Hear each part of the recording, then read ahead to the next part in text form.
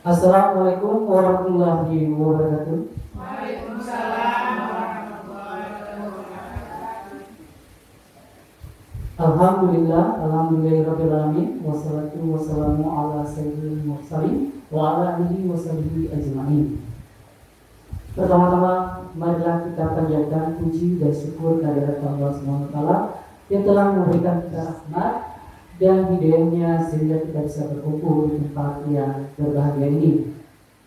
Tidak lupa pula kita sanjungan kepada Nabi Muhammad SAW yang telah membawa umatnya dari zaman jahiliyah ke zaman Islamnya seperti yang kita rasakan saat ini. Yang terhormat Bu Polina CDP Angkatan 8 selaku rekan kerja sesama calon guru penggerak. Yang terhormat Bapak dan Ibu Guru SMP Negeri 1 Nur Salam yang sangat luar biasa. Terima kasih banyak kepada Bapak dan Ibu yang berkenan hadir pada kegiatan hari ini, diseminasi penyebaran pemahaman dan penerapan pengalaman budaya positif sebagai pemenuhan tugas pendidik guru penggerak modul 1.4. Bersama saya, Sukri CGP Angkatan 8 dari SMP Negeri 1 Nur Salam Aceh Timur.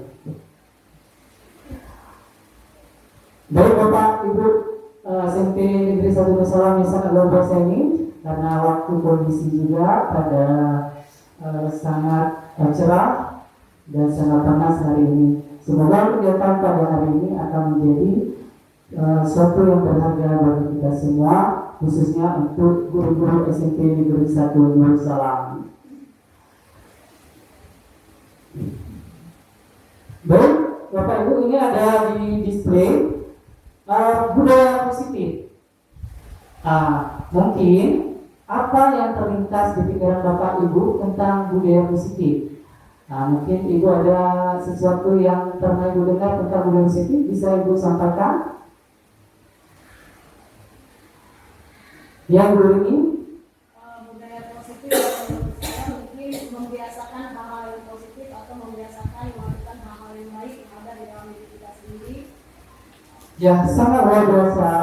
Guru-guru SMP di satu salah termasuk salah satunya Bu Rini selaku guru bahasa Indonesia. Budaya positif apa yang dikatakan oleh Bu Rini yaitu kebiasaan, kegiatan yang biasa dilakukan yang bersifat positif. Benar ya Bu Rini? Ya, sangat luar biasa Bu Rini. Baiklah, budaya positif seperti itu, kegiatan yang biasa dilakukan yang bersifat positif. Kita melakukan hal-hal tersebut dengan unsur-unsur yang positif yang berdasarkan dari motivasi di dalam diri kita sendiri. Nah, kita selaku guru yang memiliki kemampuan dalam mewujudkan budaya positif di sekolah sangat penting untuk menciptakan lingkungan belajar yang aman dan berpihak pada murid. Kemudian, budaya positif tersebut dapat dijalankan dengan menerapkan konsep-konsep inti seperti di sini ada 8 ya yang akan kita bahas pada diseminasi pada hari ini. Perubahan paradigma belajar, disiplin positif, nilai-nilai kebajikan, kebutuhan dasar manusia, motivasi perilaku manusia, posisi kontrol guru, keyakinan sekolah atau kelas, dan segitiga restitusi. Perubahan paradigma belajar. Nah, di sini kita sudah tahu ya bahwa secara global kita memiliki revolusi pendidikan yaitu berkata 4.0 ya tentang pendidikan di mana semua pembelajaran menggunakan digital. Nah, kita lihat ya Ibu, pembelajaran dengan paradigma baru merupakan pembelajaran yang dirancang berdasarkan pembelajaran yang lebih bermakna yang relevan bagi siswanya, yaitu sesuai dengan zamannya, sehingga siswa dapat mengembangkan pengetahuan, keterampilan, dan sikap sesuai kebutuhannya berdasarkan tahap perkembangan teori psikologi modern untuk mewujudkan profil pelajar Pancasila. Nah, di mana kita tahu bahwa di kurikulum Merdeka itu ada pembelajaran berdiferensiasi ya Bu. Nah, di mana tujuannya di situ untuk mengeluarkan atau memperlihatkan bakat dan minat dari peserta didik tersebut. Nah, Diferensiasi tersebut adalah yaitu visual, auditory, dan kinestetik. Nah, itu akan terlihat di mana gurunya bisa menerapkan pembelajaran yang berdiferensiasi. Nah, tujuan-tujuan tersebut ini harus memiliki perubahan. Dengan perubahan paradigma baru ini bertujuan untuk mengubah peran guru menjadi fasilitator pembelajaran.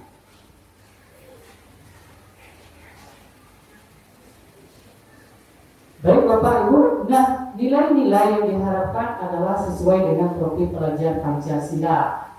Nah, di mana kita ketahui profil pelajar Pancasila ada 6 ya Bapak Ibu. 1. Beriman dan bertakwa kepada Tuhan Yang Maha Esa dan berakhlak mulia.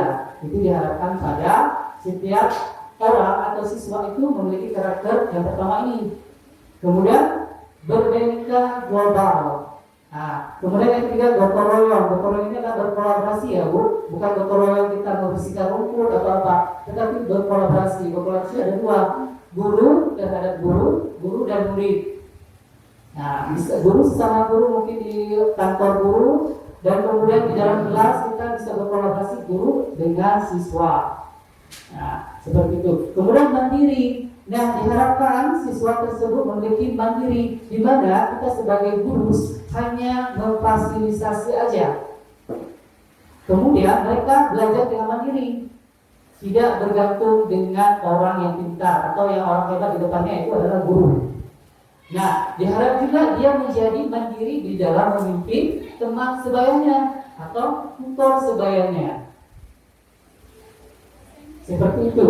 Kemudian bernalar kritis. Nah, diharapkan murid itu bisa memiliki nilai-nilai yang memiliki bernalar kritis di dalam proses pembelajaran. Itu mungkin ada tanya jawab sehingga siswa tersebut ada pikirannya yang sangat tinggi untuk bernalar di dalam kalimat A, kalimat B, kalimat C, sehingga dia bisa memiliki opini atau pendapat di depan kelas.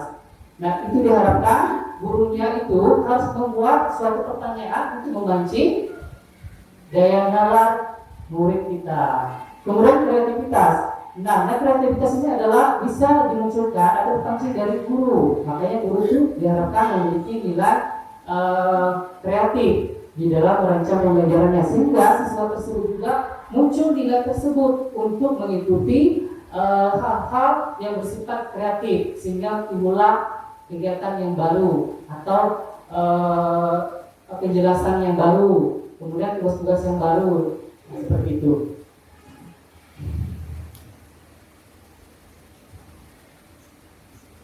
Kemudian kita lanjut Bu, miskonsepsi tentang teori kontrol. Nah, di mana kita selalu merasa bahwa kita bisa mengontrol orang lain, mengontrol diri kita, mengontrol orang lain, siapapun kita bisa mengontrol dengan bahasa yang lembut, dengan komunikasi yang halus, menggoda atau merayu, sehingga kita bisa mengontrol orang lain atau memuju dengan imbalan-imbalan tertentu, sehingga kita bisa mengontrol orang lain. Nah, kita setelahnya sebagai guru, apakah kita berpikir seperti ini? Guru itu bisa tidak mengontrol murid selama ini?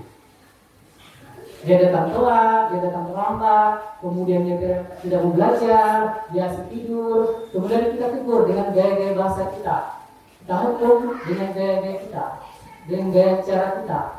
Nah, itu ada kata ilusi guru mengontrol murid. Nah, di sini kita mengharapkan atau menghayalkan bahwa kita bisa mengontrol murid kita. Sebenarnya tidak ya, Bapak Ibu, itu adalah miskonsepsi tentang teori kontrol kita.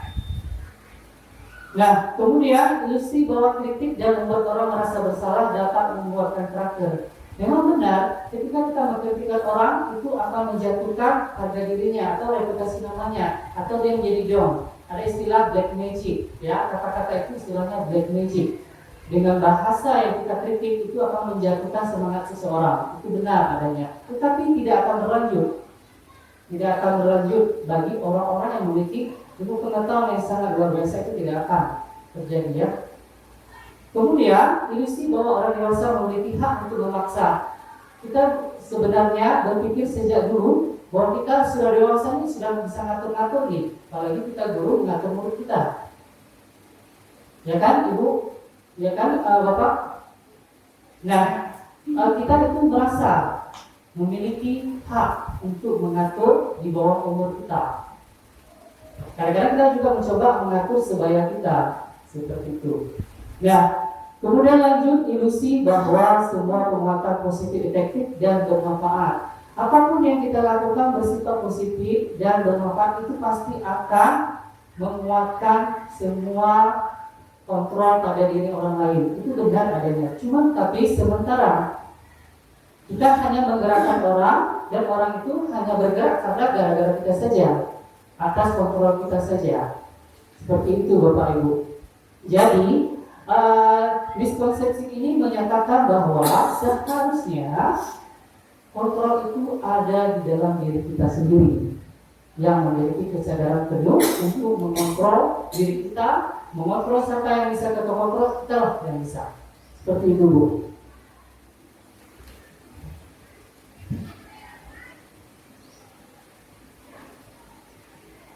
Nah, baru kita lihat bagaimana mengubah paradigma stimulus respon kepada pendekatan teori kontrol. Di sini ada beberapa kata yang sering digunakan, yaitu stimulus respon. Kita menyatakan bahwa realitas atau kebutuhan kita sama. Nah, kalau teori kontrol menyatakan bahwa kenyataannya kita berbeda, ya kan? Ibu ini sukanya baju makannya ini bakso hari ini, mungkin besok makannya mie goreng. Ternyata beda dengan orang hari ini, ternyata mie goreng orang ibu ini ibu A. Besok ternyata ibu C makan bakso. Nah, kebutuhan itu berbeda. Ada kebutuhan rumah misalnya juga berbeda-beda. Saya perlu rumahnya kamarnya 3 atau 4 karena punya anak 5 atau 6. Seperti itu. Kebutuhan yang lain berbeda. Saya perlunya kamarnya lebih banyak lagi. Sehingga kita menganggap bahwa di stimulus respon itu adalah kebutuhan kita sama. Ternyata tidak ya.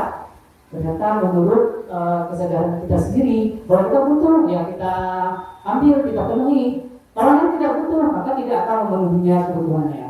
Kemudian yang kedua, semua orang melihat hal yang sama. Ya kan Bu? Kalau kita lihat, menurut kita oh sama ya, pakai jilbab hari ini sama, semua hijau, semua sama, perasaan kita sama. Ternyata tidak. Ternyata setiap orang memiliki gambaran yang berbeda. Kita pakai hijau hari ini jilbab. Ternyata ya orang lain sukanya pakai baju hitam atau jilbab hitam. Nah, kemudian kita lihat juga pada perkembangan kebutuhan siswa atau murid kita. Guru A dengan guru B juga berbeda kebutuhannya. Dan siswa demikian juga. Ternyata apa yang dilihat oleh siswa tidak sama dengan dilihat oleh seorang guru. Kita lanjut. Kita mencoba mengubah orang agar berpandangan sama dengan kita. Kalau teori kontrol, kita berusaha memahami pandangan orang lain tentang dunia. Nah, ternyata kita mencoba orang lain. Nah, sebagai guru kita akan mencoba membuat cara pandang siswa itu sama seperti guru, sama seperti kita. Ternyata berbeda. Seharusnya kita itu berusaha memahami pandangan orang lain tentang dunia. Dan bagaimana ketika kita berhadapan dengan guru di dalam kelas, kita harus bisa memenuhi kebutuhan bakat minat murid kita. Dia mungkin ada senangnya menggambar, mungkin dia senangnya bernyanyi, atau dia mungkin senangnya bergerak-gerak. Nah, itu kita harus tahu. Tidak sama dengan cara pandang kita, dan tidak bisa kita mengubah cara pandang kita kepada orang lain. Seperti itu Bu. Kemudian kita lanjut, perilaku buruk dilihat sebagai suatu kesalahan. Nah, di mana-mana kalau ada salah pasti kita katakan itu buruk, negatif. Nah, kalau perilaku teori kontrol, semua perilaku itu memiliki tujuan. Nah, beda ya Bapak Ibu, stimulus respon. Kalau dulu kita mengharapkan bahwa kesalahan itu benar-benar kita sebut buruk, negatif, hal-hal yang salah, hal-hal yang tidak sepatutnya. Kalau di teori kontrol itu menyatakan bahwa semua perilaku memiliki tujuan. di mana tujuan tersebut berdasarkan kebutuhan manusia tersebut, sehingga dia melakukan penyimpangan yang tidak sesuai dengan aturan-aturan yang berlaku. Contoh di sekolah kita, siswa ini malas. Kita harus tahu kenapa siswa tersebut malas, apa penyebabnya. Kita harus memiliki mengetahui kebutuhan manusia tersebut. Nah, siswa itu mungkin memiliki kebutuhan apa? Oh ya nak, kenapa kamu hari ini malas? Kok duduk-duduk saja, tidak mau belajar? Ternyata mungkin dia lapar atau apa karena kondisi di rumah belum masak orang tuanya. Siapa tahu seperti itu. Nah, dia butuh ternyata makan dulu baru semangat belajar. Kemudian yang selanjutnya, orang lain bisa mengontrol saya. Nah, sebenarnya kalau kita tidak mampu melakukan sesuatu, kita mengharapkan orang lain bisa memberi arahan kepada kita, membimbing kita seperti itu ya. Nah, kalau di teori kontrol, hanya Anda yang bisa mengontrol diri Anda. Kebutuhan Anda, kesukaan Anda, keinginan Anda, mau Anda mau jalan-jalan kemana-mana, itu kita sendiri yang mengontrol. Kalau saya nggak mau lah berangkat hari ini karena hujan atau apa, ada juga yang mengontrol diri. Hujan, saya tetap datang ke sekolah. Pakai payung lah, pakai baju jas lah. Nah, demikian Bu. Kemudian saya bisa mengontrol orang lain. Kalau di teori kontrol, Anda tidak bisa mengontrol orang lain. Nah, itu perbedaannya. Kita merasa bahwa kita bisa mengontrol dengan bahasa kita, dengan suara tinggi intonasi kita, dengan gaya kita bisa mengontrol orang. Ternyata tidak. Seharusnya kita tidak bisa mengontrol orang lain, tetapi dirinya sendirilah yang bisa mengontrol. Kemudian stimulus respon ini ada pemaksaan pada saat bujukan gagal. Kemudian di teori kontrol itu ada kolaborasi dan proses menciptakan pilihan-pilihan baru. Nah, misalnya kita memiliki ayolah Pak Ibu bantu saya buatkan video ini. Ternyata guru tersebut yang diajar tidak bisa, tetapi kita pakai rayon gitu atau bujukan. Nah, kita itu sudah memaksa orang lain, padahal orang lain punya kesibukan yang lain. Nah, bagaimana kalau di teori kontrol itu? Kita memiliki jadwal, Bu. Besok kita ada rekaman video, kita kolaborasi ya Bu. Nah, seperti itu. Mengajak menjadi kerjasama atau mengajak guru-guru lain untuk berpartisipasi di dalam kegiatan kita. Nah, kemudian stimulus respon ini ada model berpikir menang kalah.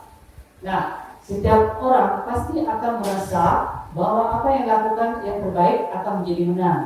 Kita berharap seperti itu, udah baik, udah bagus apa yang saya lakukan, pasti menang nih kalau ikut kompetisi ini. Pasti saya juara nih. Ya kan? Nah, beda dengan teori kontrol, model berpikir menang-menang, yaitu berkolaborasi. Tujuannya adalah teamwork, kerjasama. Ayo Bu, Bapak, kita ada pelatihan nih. Bu, Bapak, kita ada lomba ini, kompetisi nih. Ya kan, Olimpiade Sains Nasional gitu. Nah, kita berkolaborasi, Bapak Ibu. Sehingga tujuan kita sama-sama tercapai, tidak ada menang dan kalah, tetapi sama-sama kita berpikir menang-menang.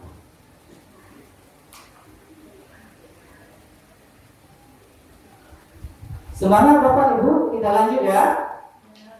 Ya. Nah, di sini ada disiplin positif.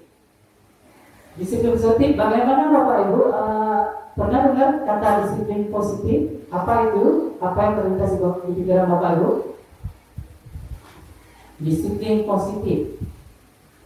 Belajar untuk berbuat positif. Belajar berbuat positif. Belajar berbuat sesuatu hal yang baik, yang berguna, yang bermanfaat, tentunya berpositif ya Bu. Ya, sangat luar biasa Ibu.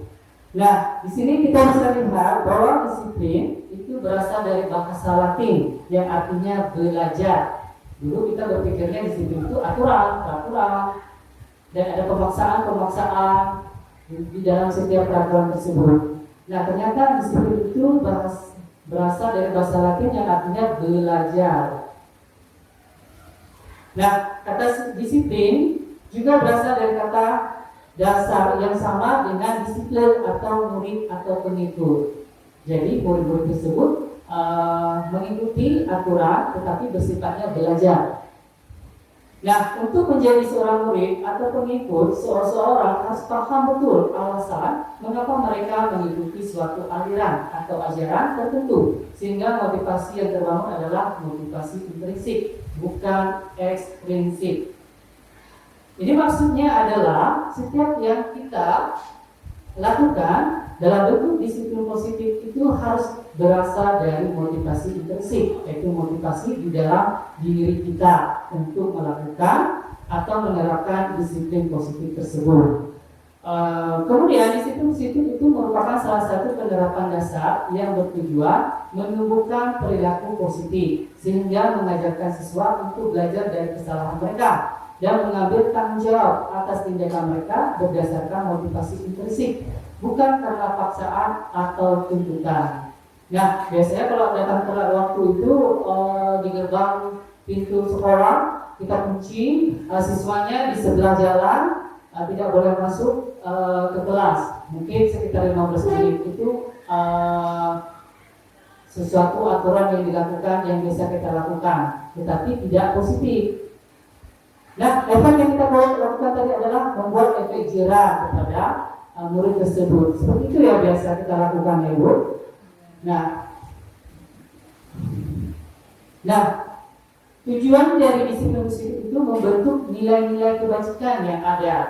Nah, nilai kebajikan tersebut bersifat positif bagi manusia yang merupakan tujuan mulia yang ingin dicapai oleh setiap individu. Nah, nilai-nilai tersebut bersifat universal dan lintas bahasa, suku, bangsa, agama maupun latar belakang, di mana semua nilai-nilai tersebut tidak bentrok dengan lintas bahasa, dengan bangsa, agama maupun latar belakang seseorang. Contoh misalnya seseorang memiliki latar belakang bahasanya bahasa lain, bahasa Jawa atau bahasa Aceh, sehingga kita memiliki nilai pandangan bahwa kita lah yang bagus gitu. Kita menerapkan nilai-nilai menghargai orang, tetapi kita mengejek bahasa orang lain atau suku orang lain, sehingga ini akan mengganggu atau tidak sesuai dengan nilai-nilai yang bersifat universal.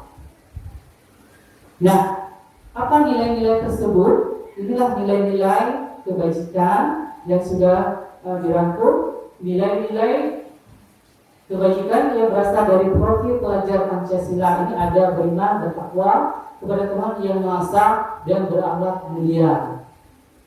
Nah, itu poin pertama. Tapi semua tidak akan terbentuk ya, baik dengan agama, lintas budaya, bahasa, dan latar belakang. Kemudian mandiri, bernalar kritis, berkebenekaan global, bergotong royong, kreatif. Nah, ini nilai-nilai ini yang diharapkan pada murid kita atau siswa kita.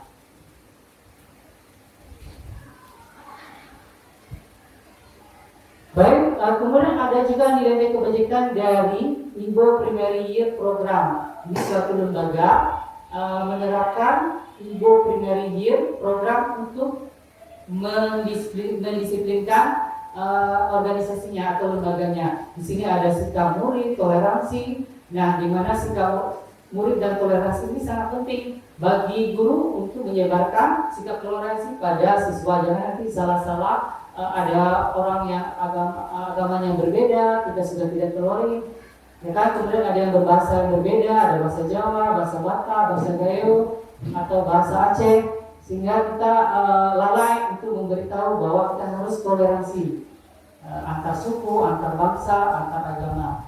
Kemudian ada rasa hormat. Nah, di setiap perilaku itu kita harus memiliki rasa hormat kepada siswa, kepada guru, dan kepada orang lain. Ada integritas, ada mandiri, menghargai, antusias, dan empati. Dan kemudian ada keinginan tawan, kreativitas, kerjasama, dan percaya diri. Nah, sikap-sikap ini sangat positif ya Bapak Ibu. Kemudian kita lanjutkan 9 pilar karakter. Di sini ada nilai cinta Tuhan dan segenap ciptaannya. Ada kemandirian dan tanggung jawab, kejujuran atau amanah, kemudian hormat dan santun, dermawan, suka menolong, dan gotong royong. Percaya diri, kreatif dan bekerja keras, kepemimpinan dan keadilan, baik dan rendah hati, toleransi, kedamaian, dan kesatuan. Nah, nilai-nilai kebajikan ini harus ada pada diri murid kita atau siswa kita. Nah, nilai-nilai ini bukan karena paksaan, bukan karena terpaksa, tetapi motivasi di dalam dirinya atau motivasi intrinsik. Nah, di sini kita berharap bahwa sebagai guru kita bisa menerapkan semua nilai-nilai kebajikan ini kepada siswa, tetapi perlu dengan berbagai cara untuk bisa membuat siswa tersebut termotivasi di dalam dirinya. Bukan karena gara-gara guru nih membuat peraturan di sekolah, ada aturannya di kelas, nggak boleh datang terlambat, nggak boleh berbicara keras-keras misalnya. Itu hanya peraturan yang dibuat oleh guru, tetapi bukan keyakinan dari siswa tersebut. Itu akan membuat siswa tersebut menjadi terpaksa. Jadi nilai-nilai yang kita tempelkan di dalam kelas itu menjadi tidak berguna.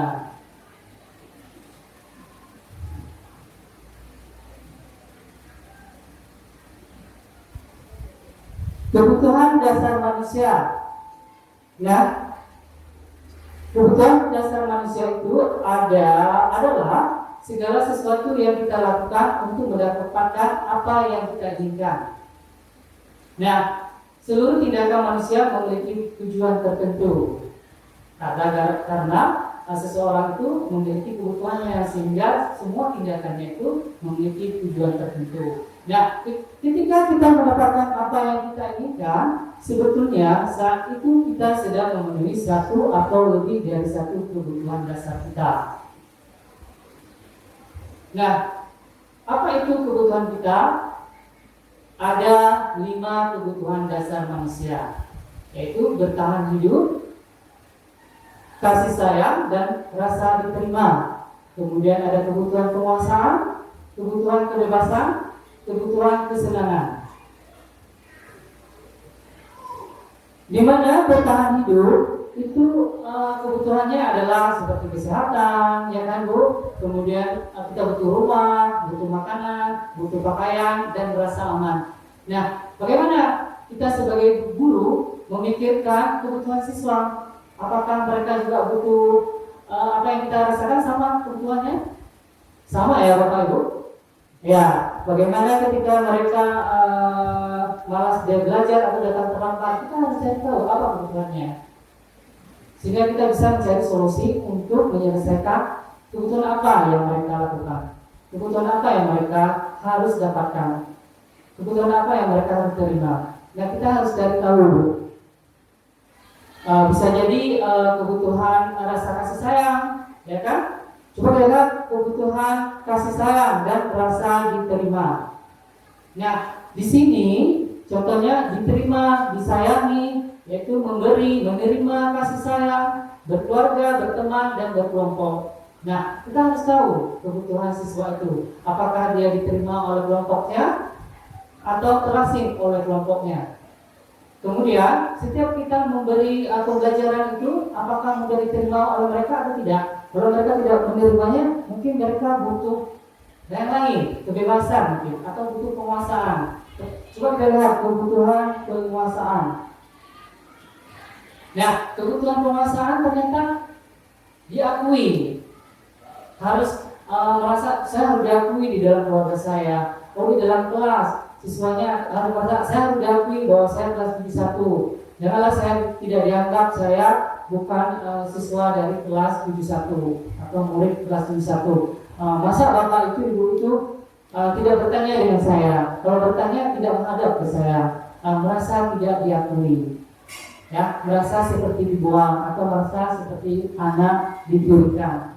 Kemudian di aku ini ketika anak-anak tersebut memiliki jawaban yang bagus, kita harus apresiasikan, kita akui, kita benarkan bahwa jawabannya benar dengan ucapan apresiasi. Oh terima kasih kamu sudah bagus. Itu butuh.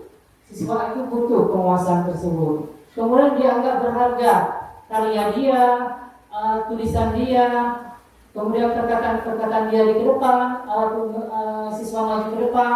Itu harus kita hargai karya dia. Kemudian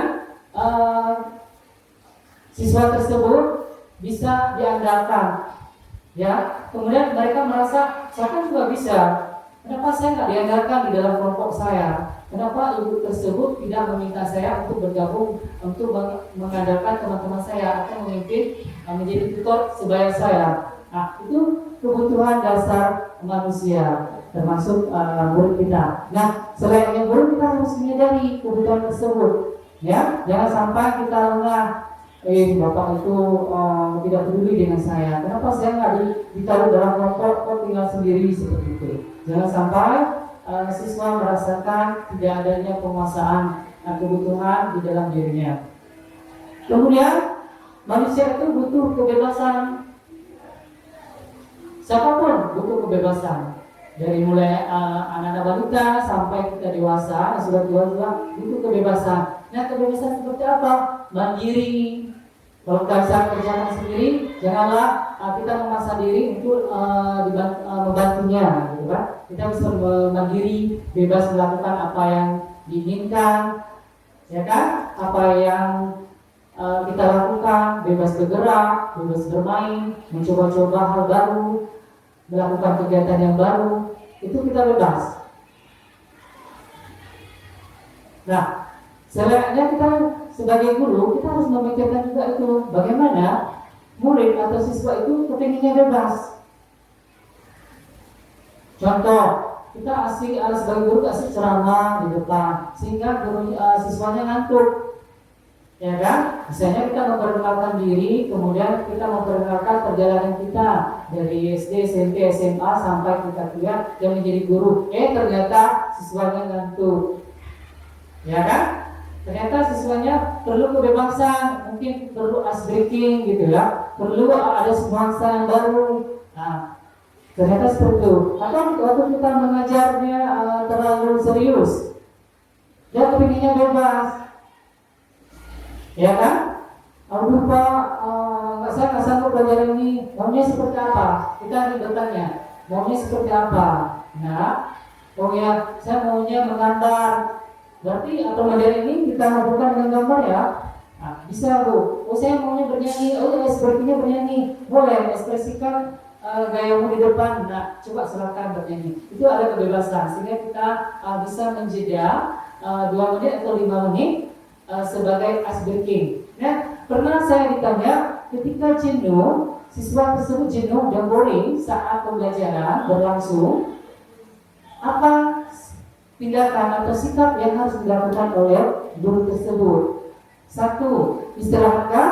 Yang kedua, ice breaking kah? Yang kedua, atau membuat lelucon atau jinaka. Kira-kira menurut Ibu yang mana? Sebagai guru kita akan menerapkan yang mana? Kira-kira Bu? Apakah ice breaking atau lucu? Atau istirahat?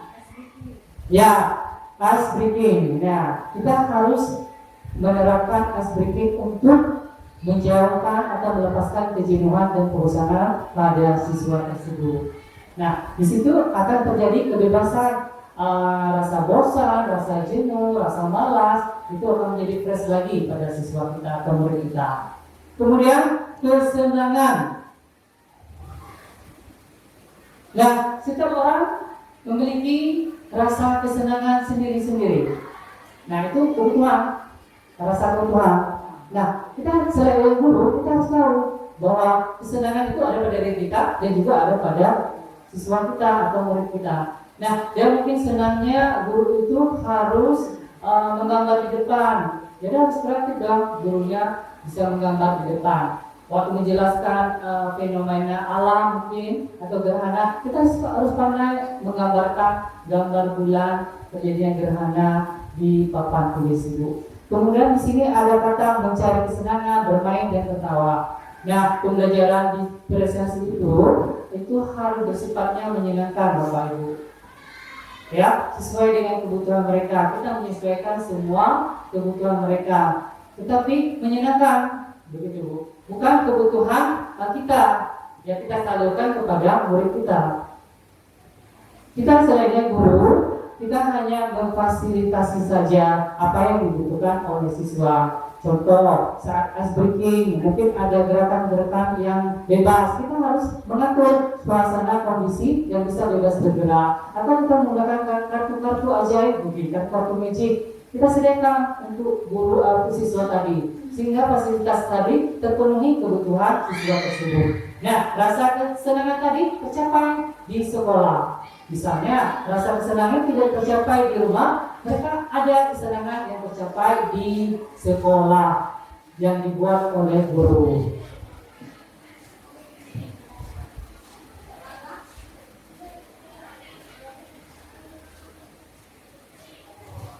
Kita lanjut Bapak Ibu ya, semangat motivasi perilaku manusia. Nah, setiap tindakan itu pasti ada tujuan ya Bu. Nah, karena faktor eksternal, ya karena faktor eksternal perilaku manusia itu berubah, yaitu menghindari ketidaknyamanan atau hukuman.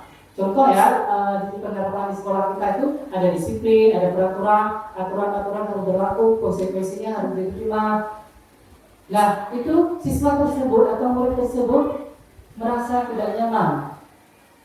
Ya, apa yang dilakukan hal-hal positif tersebut tidak merasa nyaman. Kenapa? Menghindari ketidaknyamanan atau hukuman dari bapak dan ibu di sekolah. Karena ya, kita tahu ya Bapak Ibu bahwa di setiap pemikiran siswa itu memiliki rasa ketidaknyamanan sehingga mereka melakukan kegiatan-kegiatan tersebut yang bersifat positif karena menghindari ketidaknyamanan atau hukuman. Ada ya Bu? Ya. Kemudian perilaku manusia itu juga mendapatkan imbalan atau penghargaan dari orang lain. Kalau udah ada imbalan, penghargaan, itu udah nomor satu maju ke depan. Demikian juga siswa. Ketika kita memberikan pendapat imbalan atau penghargaan pada siswa, siswa itu menjadi semangat belajar. Nih, siapa yang maju Bapak kasih pulpen contohnya. Ya kan? Siapa yang maju? Ayo kita mengucapkan ekspresi oh kamu sangat luar biasa, kamu sangat pintar. Besok Bapak kasih buku ya. Seperti itu. Itu menyemangati orang lain untuk melakukan tindakan yang positif, tetapi bukan berasal dari motivasi dalam dirinya. Selanjutnya adalah untuk menjadi orang yang mereka inginkan dan menghargai diri sendiri dengan nilai-nilai yang mereka percaya. Motivasi eksternal yaitu menghindari ketidaknyamanan atau hukuman. Gara-gara orang lain kita termotivasi melakukan tindakan tersebut. Kemudian mendapatkan imbalan atau penghargaan dari orang lain itu juga termasuk motivasi eksternal. Contoh, kalau guru siswa akan termotivasi oleh imbalan dari guru tersebut. Kalau guru termotivasi karena penghargaan atau imbalan dari kepala sekolah. Nah, yang seharusnya seperti apa Bapak Ibu? Yaitu motivasi intrinsik Bapak Ibu, yaitu menjadikan diri kita sebagai orang yang merasa atau menginginkan sesuatu dan menghargai diri kita sendiri dengan nilai-nilai yang sudah kita percayai. Jadi nilai-nilai itu sudah tertanam di dalam diri kita sendiri. Disiplin waktu, disiplin tempat kehadirannya, tata tertib. Kita lanjut ke posisi kontrol. Posisi kontrol itu untuk guru, di mana yang saya sampaikan tadi ada hukuman, konsekuensi dan restitusi tadi. Di sini akan kita lihat apakah kita sebagai penghukum, konsekuensi atau sebagai restitusi. Penghukum, pembuat teman, pemantau, dan manajer. Di sini ada beberapa contoh untuk kasus-kasus yang terjadi di sekolah kita. Contoh penerapan 5 posisi kontrol guru. Kasusnya adalah siswa yang sering terlambat datang ke sekolah pada hari Senin misalnya. Di sini kemungkinan ya, kalau kita sebagai posisi kontrol guru, penghukum itu kira-kira yang kita lakukan mungkin hormat pada siswa itu, meminta penghukumnya menghormat pada bendera selama 1 jam mungkin yang pernah kita lakukan, atau membersihkan kamar kecil. Seperti itu istilahnya posisi kontrol bagi guru untuk penghukum. Kalau kita lihat lagi, perempuan merasa bersalah itu adalah contohnya seperti berapa kali Bapak Ibu harus memberitahu kamu selalu saja mengecewakan Bapak atau Ibu. Itu pembuat merasa bersalah. Kita lanjut contoh yang berikutnya. Sebagai posisi kontrol teman, guru itu menjadi posisi kontrol teman. Biasanya menggunakan bahasa-bahasa seperti Adi, ayolah, bagaimana sih kamu? Kemarin kamu sudah janji ke Bapak, bukan? Kenapa terlambat lagi? Jadi siswa tersebut merasa seperti ini teman saya, guru saya yang menegur saya ini teman. Gitu. Kemudian ada kata lagi, ayo dong ikuti peraturan sekolah, tolong bantu Bapak itu kali ya. Kali ini ya, udah tidak apa-apa. Dan kali jangan sampai membuat seperti ini lagi ya. Datang tepat waktu ya. Seperti itu. Bisik-bisik lagi. Seperti itu. Itu posisi kontrol teman. Kemudian lanjut ke mantau. Kamu contohnya kamu sudah melanggar peraturan sekolah. Kamu tahu konsekuensinya kan? Setelah selesai belajar, kamu harus pindah ke kelas untuk mengerjakan tugas ketinggalanmu mungkin. Ya kan? Karena dia datang terlambat sehingga proses pembelajaran lanjut. Nah, kalau si pemantau ini dia meminta untuk ketika jam istirahat dia tidak boleh istirahat, tetapi berlanjut lagi belajar untuk mengerjakan tugas yang tertinggal. Kemudian posisi manajer, kita sebagai guru sebagai posisi manajer. Bagaimana tanggapan kita ketika siswa terlambat datang ke sekolah? Kita akan menanyakan keyakinan-keyakinan yang ada yang berlaku di sekolah kita. Nah, apakah kamu tahu kesalahanmu? Kira-kira bagaimana kamu memperbaiki kesalahanmu? Apa rencana kamu untuk memperbaiki hal ini? Nah, itu adalah sebagai posisi kontrol. Nah, kita lihat Ibu ya, Bapak Ibu, bagaimana dampak dari posisi 5 kontrol tersebut. Kita lihat bahwa posisi manajer itu adalah di mana guru berbuat sesuatu bersama dengan murid. Mempersilahkan murid mempertanggungjawabkan perilakunya, mendukung murid agar dapat menemukan solusi atas permasalahannya sendiri. Nah, di sini mengacu pada restitusi yang tadi saya katakan bahwa restitusi itu adalah menciptakan suatu dialog antara guru dan siswa untuk menyelesaikan masalah siswa tersebut sendiri dan bertanggung jawab secara mandiri. Nah, di sini posisi manajer itu mengacu pada restitusi yang memungkinkan siswa menjadi manajer bagi diri mereka sendiri dan menciptakan identitas positif serta keberhasilan dalam diri mereka. Nah, nilai-nilai yang didapatkan dari manajer tadi adalah nilai-nilai kebajikan, yaitu berdasarkan profil pelajar Pancasila atau berdasarkan keyakinan yang sudah berlaku di sekolah kita. Nah, di sini posisi yang menentukan manajer dan siswa adalah sama-sama menentukan. Guru menjadi pembimbing atau menuntun permasalahan siswa itu menjadi nilai positif. Sedangkan siswa merasa tidak dihukum, tetapi merasa bahwa ini guru ini mengajarkan saya untuk menyelesaikan permasalahan saya, atau saya bagaimana bertanggungjawabkan kesalahan saya. Ternyata guru tersebut membantu saya. Seperti itu. Nah, bagaimana dengan posisi penghukum? Ya Bu, kita juga harus tahu di mana posisi berada posisi kontrol kita. Apakah posisi kontrol manajer atau yang lain-lainnya, yaitu penghukum, pembuat merasa bersalah, teman, atau pemantau. Nah, kita lihat yang bagian penghukum. Kamu tidak pernah belajar, benar-benar melakukannya, kamu selalu saja salah, pasti selalu yang terakhir selesai. Nah, bagaimana perasaan siswa? Bagaimana perasaan guru? Pasti merasa bersalah. Nah, guru seperti ini senantiasa percaya hanya ada satu cara, yaitu cara pembelajaran gayanya dia.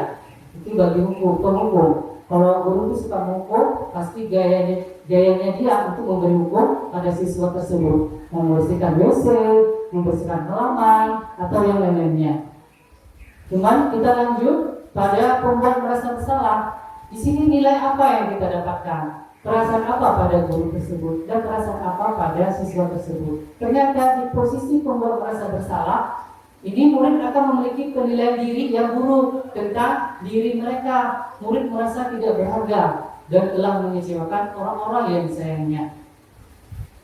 Ibu sangat kecewa sekali dengan kamu. Bapak sangat kecewa sekali dengan kamu. Berapa kali Bapak harus memberitahu kamu ya? Gimana coba kalau orang tua kamu tahu kamu berbuat salah? Ayo dong belajar. Bapak dimarah oleh kepala sekolah kalau kalian malas-malas di dalam kelas. Nah, bagaimana perasaan siswa?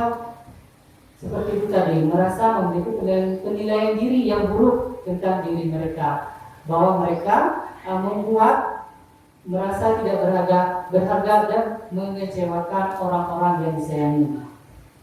Kemudian posisi teman. Nah, nilai positif apa yang kita dapatkan dari posisi teman? Apakah berhasil kita melakukan posisi kontrol ini?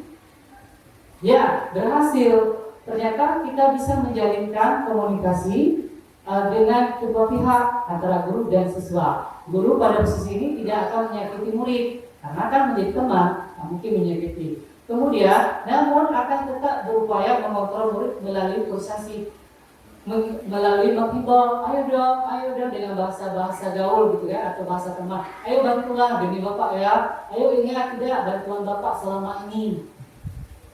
Ya sudahlah, kali ini tidak apa-apa, nanti ibu Bapak bereskan ya masalah kamu. Nah, itu membuat perasaan siswa tersebut merasa senang, merasa ada yang bantu gitu.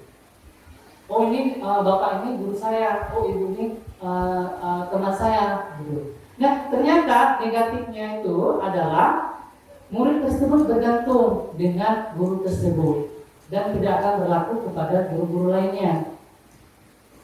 Itu negatifnya. Ternyata posisi teman memiliki nilai negatif, walaupun kita berhasil mengajak siswa itu menjalin komunikasi antara dua arah, guru dan siswa. Lanjut ke pemantau. Bagaimana dengan pemantau? Orang pemantau ini gurunya selalu memantau. Ini yang salah 3 kali, 4 kali. Kita beritahu itu kepada siswa. Bagaimana perasaannya? Aduh, Bapak ini selalu mengingat kesalahan saya, selalu mengingat mencatat kesalahan saya. Nah, posisi pemantau berdasarkan pada peraturan-peraturan dan konsekuensi. Dengan menggunakan sanksi atau konsekuensi, kita dapat memisahkan hubungan pribadi kita dengan murid. Bapak guru, Bapak harus mengikuti aturan atau konsekuensi. Kamu bersalah, kamu harus ikut aturan dan mengikuti konsekuensinya. Ya, sebagai seseorang yang menjalankan posisi pemantau itu memiliki juga perasaan bersalah. Ya, hari ini saya sudah memantau siswa yang sering terlambat dan memberi hukum. Aduh, saya merasa bersalah, merasa tidak tenang karena memberi hukum kepada siswa tersebut. Demikian juga perasaan siswa. Bapak ini selalu melihat saya, selalu mengingat, mencatat kesalahan saya sehingga saya diberi hukuman. Ya, seperti itu.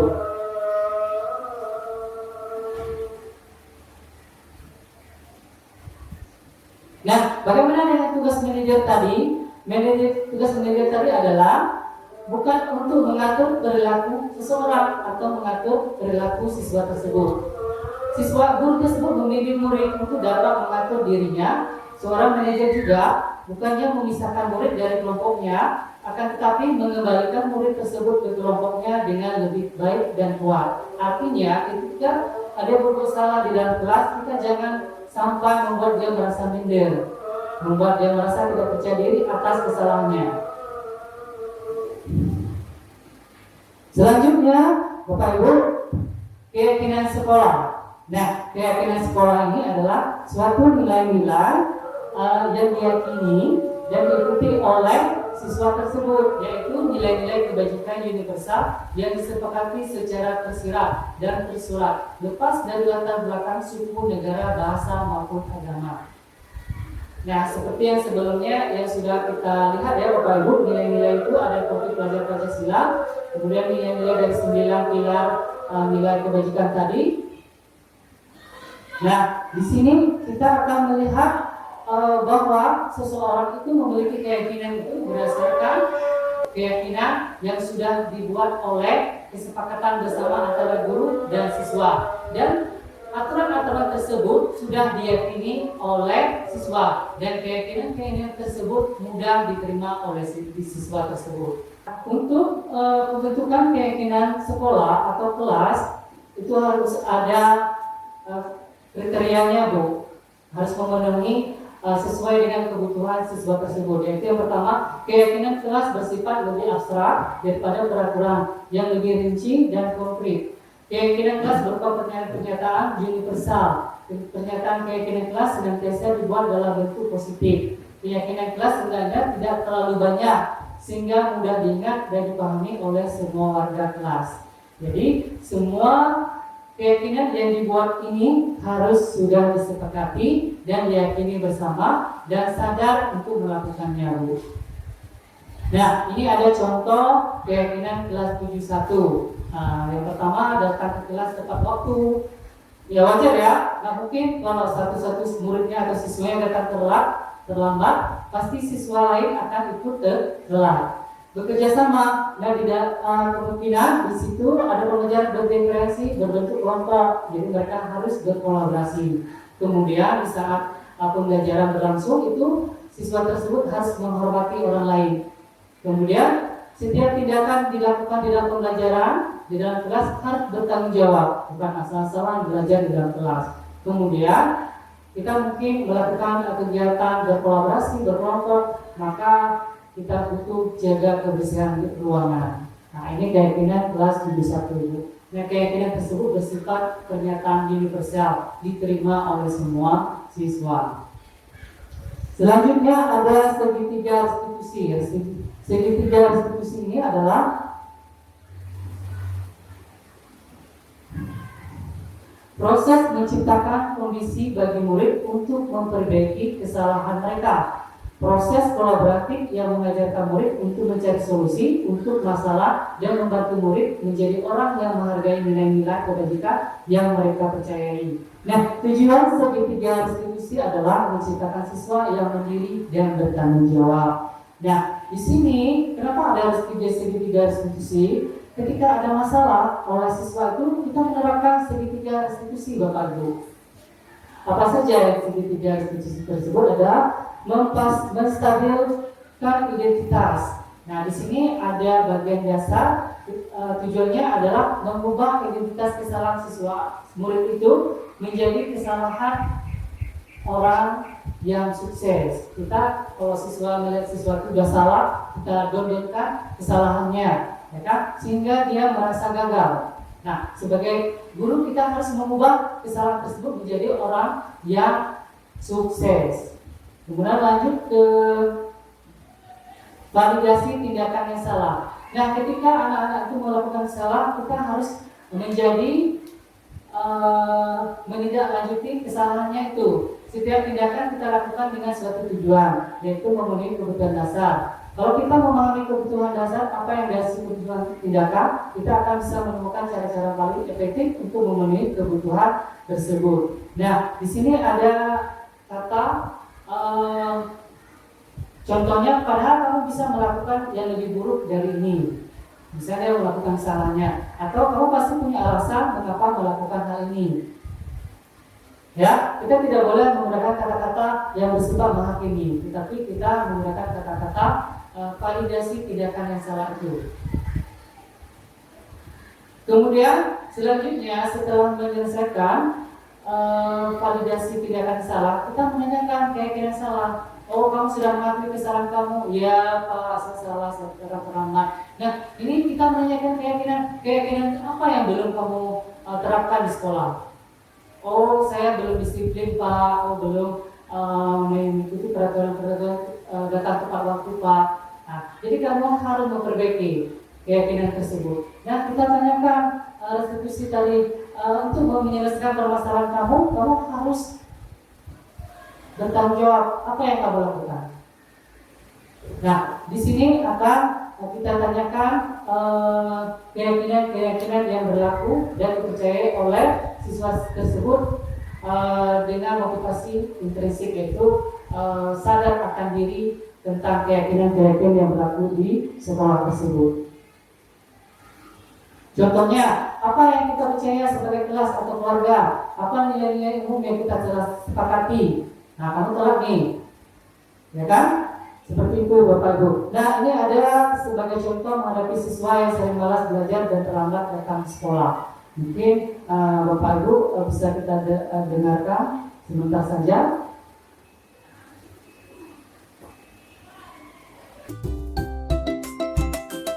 Asfi, selain perilakumu tadi, Bapak telah mendengar tentang sikap malasmu di setiap pembelajaran di kelas. Mengapa kamu tidak tertarik dengan pelajaran dan tidak menghargai upaya Bapak mengajarimu? Saya merasa bosan dan merasa pelajaran ini tidak menarik dan tidak berguna, Pak.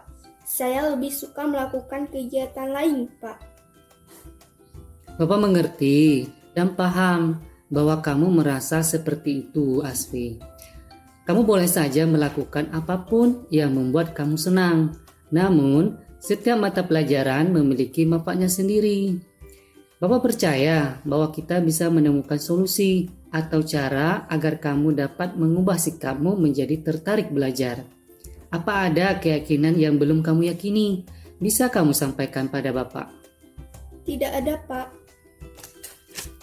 Jika begitu, apakah kamu sudah melaksanakan keyakinan sekolah hari ini? Hanya tidak tertarik, Pak. Baiklah Asfi, mari kita mencoba cari tahu apa yang sebenarnya menghambat minatmu dalam belajar. Apakah ada sesuatu yang dapat membuat pelajaran ini menjadi lebih menarik bagi kamu?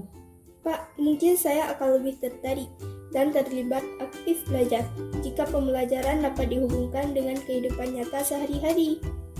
Wah, itu adalah ide yang bagus Asfi.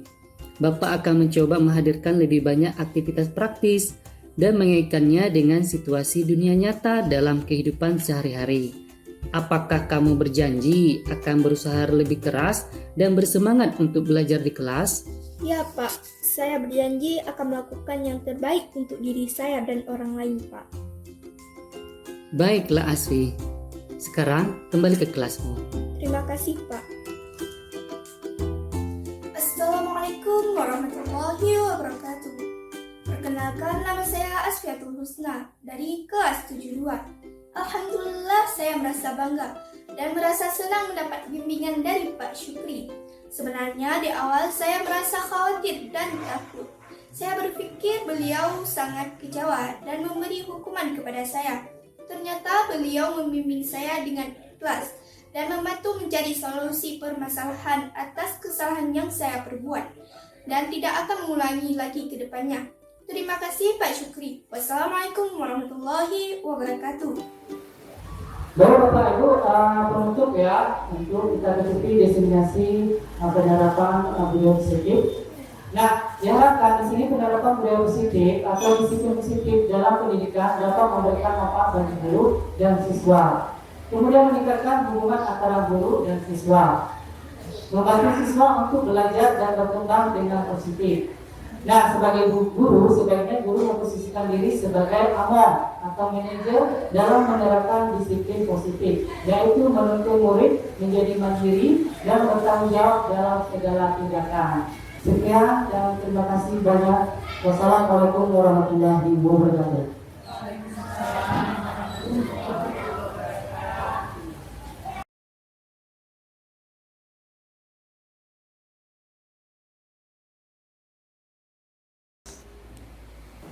Assalamualaikum warahmatullahi wabarakatuh. Apa kabar semuanya? Sehat semuanya? Sehat. Nah, sekarang kita mencoba untuk membuat keyakinan kelas. Dan menurut kalian peraturan itu baik tidak? Baik. Untuk apa tujuan kita membuat peraturan? Untuk kenyamanan. Kita lihat video ini. Oke, baik. Apa yang kita dapatkan dari video tersebut? Apa saja yang terlihat tadi? Gimana? Memberi salam.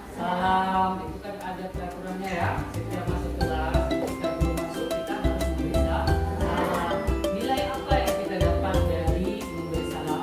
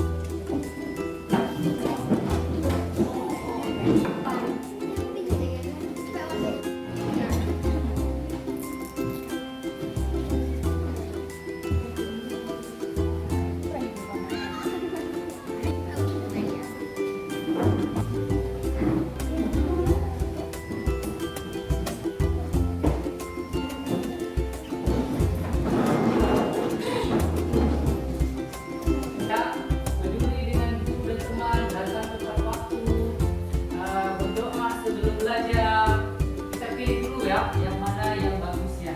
Yang bagus kita ambil. Kita cari dulu yang mana? Saling menghormati, peduli dengan guru dan teman. Bisa tidak? Bisa.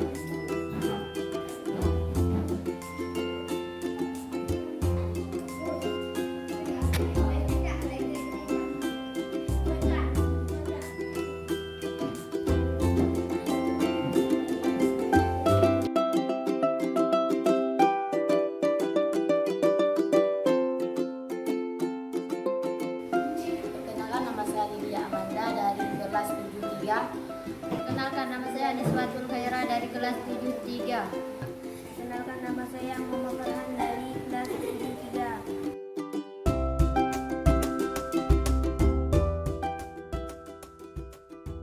Senang? Sangat senang. Sangat senang.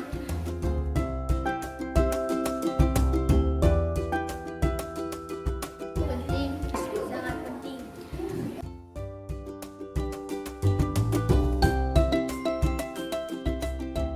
Biar kebersihan kelas. Karena keamanan kelas.